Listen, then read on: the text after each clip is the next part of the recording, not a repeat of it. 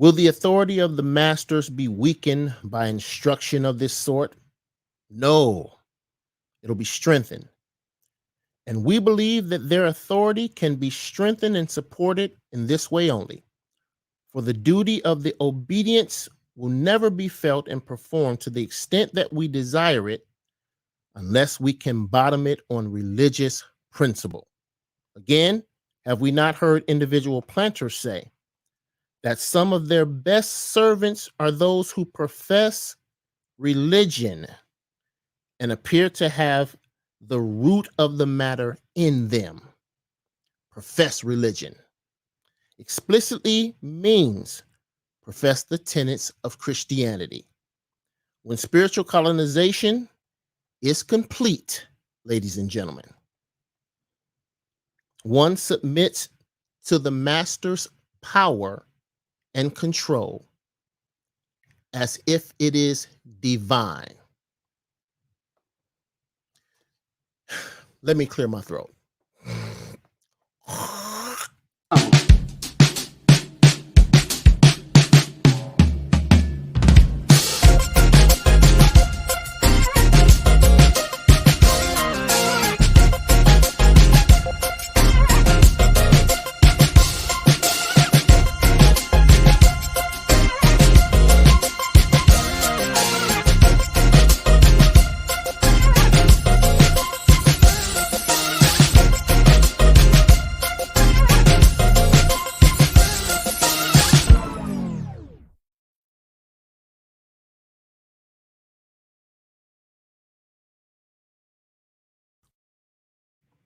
Good evening, ladies and gentlemen. This is your friend and brother, Robert W. Jojo Hill, the servant, the artist, and the author. And of course, I'm in the building on the day and the night. Yes.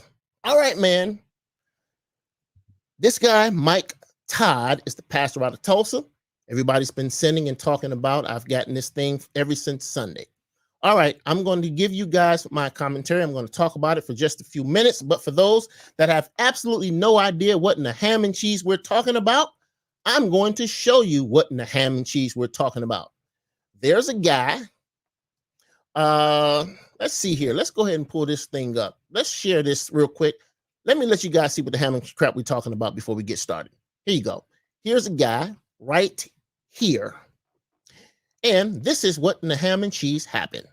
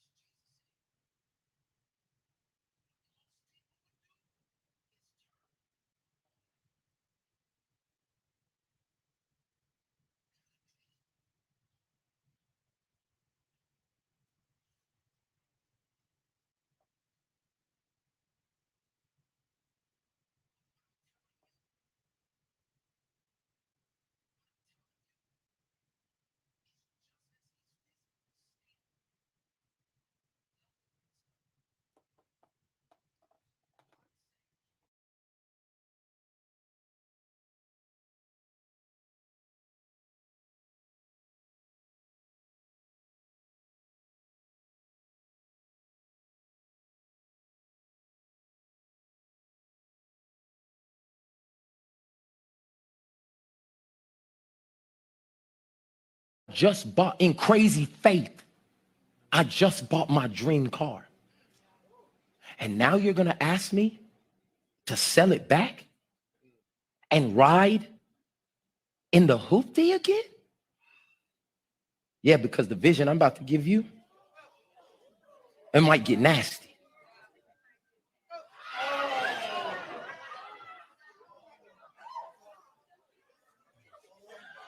And do you hear and see the responses of the people? Okay, this is absolutely nuts.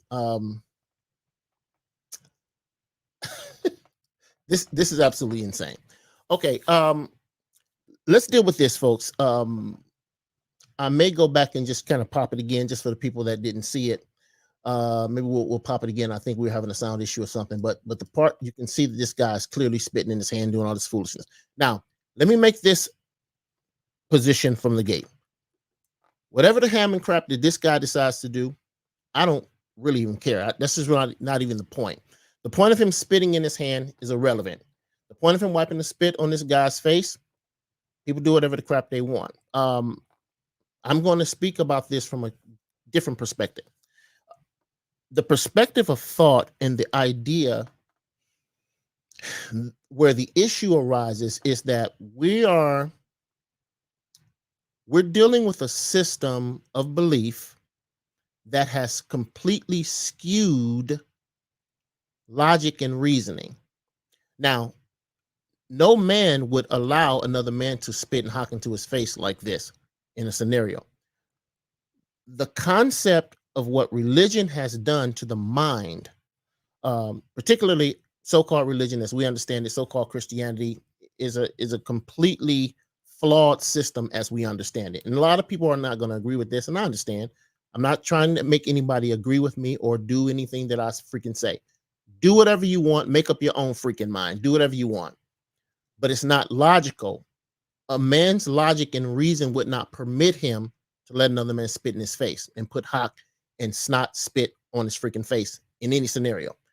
However, we have a belief system that has been built on the dynamic of control. As I was reading earlier at the outset of the show, I was talking about something that was very powerful that was written by a guy, Charles Cockle Jones, and was later picked up by Dr. Tahuti, I should say, in a book called How to Make a Negro Christian.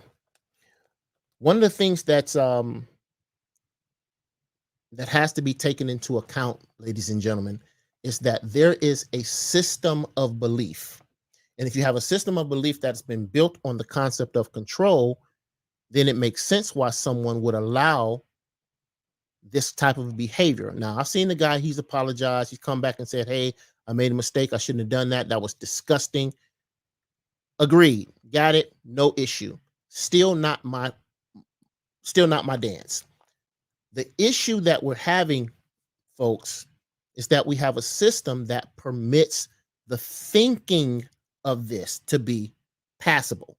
See, suppose we decide to go to Genesis 38. Let's say we decide to go to Genesis 38 and look at the story of the guy named Onan.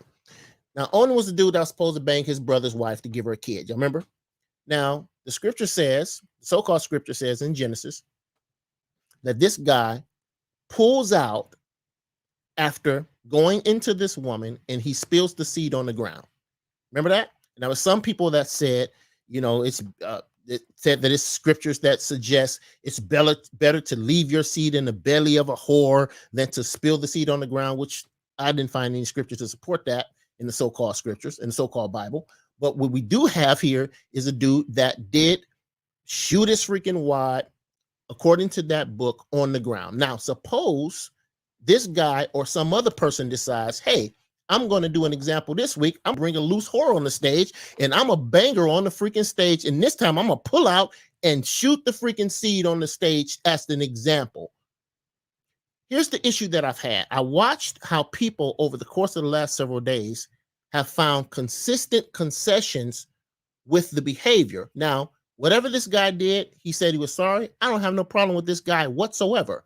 The issue is we're dealing with a system that allows a particular behavior. Now, if you're going to permit this guy to give an example of spitting in his hand and put this crap on somebody's face, and nobody says, hey, wait a minute, this is nuts. Nobody steps in there to shut the system of it down. The actions are irrelevant. If I don't stop the thinking of a thing, I can't stop the action of a thing. I don't give a crap. If I can take a bottle out of an alcoholic's hand, but if I don't get the alcoholism out of his mind, he's going to continue to just be an alcoholic. It's just the way it goes. So what stops someone else from doing an example? They decide, hey, man, I'm going to bring a freaking sword on the stage and I'm going to try to chop somebody's ear off and put it back on. Because that belief system says obedience is key. Just obey. It's just obey. It has nothing to do with practicality. If you understand the system and how it's built, then the functions of the system will begin to make sense.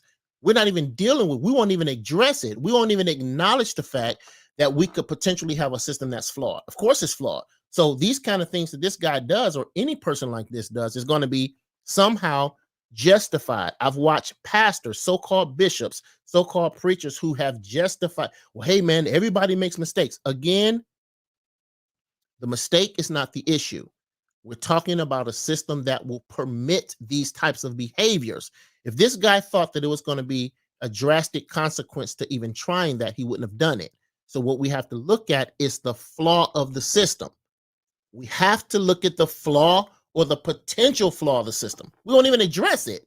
The crazy thing is, as a culture, we won't even deal with the possibility that it could be flawed. So of course this guy can get up there and do all kind of random crap, just like most of them do. Most of the people in that system do random crap. I've seen all kinds of crap. It's stuff that's happened inside of churches that was way worse than this dude spitting in his hand and rubbing it on this guy's face. It's people that's done way worse to people's faces inside of churches. Forget about it. So what we have to look at is that, and we can't hinge it on, well, anytime you have people, you're going to have flaws. Okay. That's a very consistent statement. However, the power company is ran by people, but how often do you have power outages? You don't often have that. You have other industries that are ran by humans and people too. The very system, the very internet that we're speaking on right now, the very computers that we're using, the very phones and iPads that we have were in fact built by people. But if you have a flawed iPad and you take it back to the Apple store, they're going to give you a replacement for that item, or they're going to fix it, because the manufacturer understands and they take into account that things can happen. Things happening is not what's an issue. The thing that we have to look at in regards to this belief system is that people are hinging their movements on a flawed system. So if you have a flawed system, of course you're going to have strange things that show up like this. So what's going to stop the next person from deciding to come up there and say, well, hey, I want to bring in 100 different wives, or whatever some strange dynamic is that they find in the so-called scripture. So if you base it all off the so-called scripture, and you're going to move inside this system, you have to understand what it was built from. It was built from a means of controlling. It has nothing to do with getting a particular result. You can pull spiritual principles from any number of places, because God is that powerful. God is much bigger than the so-called devil. God and the devil don't fight. That's a myth. God is much stronger. He's unparalleled. So you can't contain God or the things of God inside of a formulated equation. You can't do it. He's too large. So you don't worry about the functioning of an ant if you are an elephant. Imagine if you were a skyscraper and you were you don't worry about the function of a gnat. God is much bigger than that. So the system that we've embraced and employed has very little to do with God. It has to do with control and getting people to obey. That's insanity. For a grown man to stand there and let another man do that to it, that's nuts. I don't care what the relationship is. I've seen it all. I've heard all of the pieces and the justifications. And again, do whatever you want. If you want to stand there and let somebody spit in your face and hock and snot and do all that crap, if you choose to do that, do whatever you want. I'm not telling somebody not to do it. Do whatever the crap you want to do. But it doesn't match logic and reasoning. So people are trying to do these things according to this system that's not historically even accurate. What the crap are we doing? So it shouldn't surprise us at all if this guy does that. And there's going to be a lot of people that don't like this particular set of information. And I understand. And I'm not asking you to agree with me.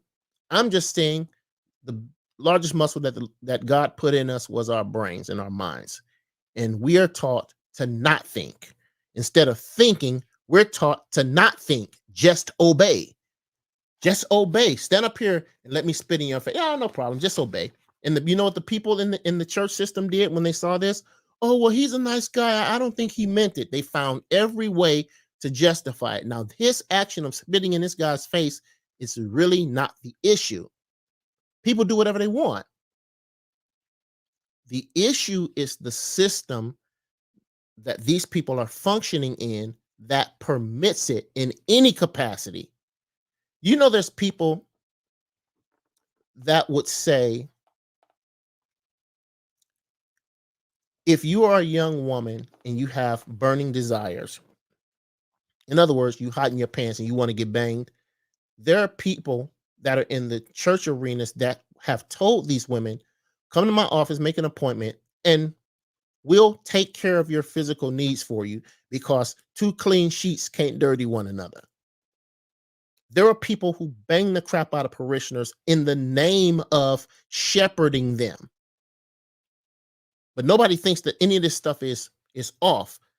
It's a system that's flawed. These things shouldn't even be permitted. We have a flawed system. The suggestion here, and I'm finished, speak to God for yourself.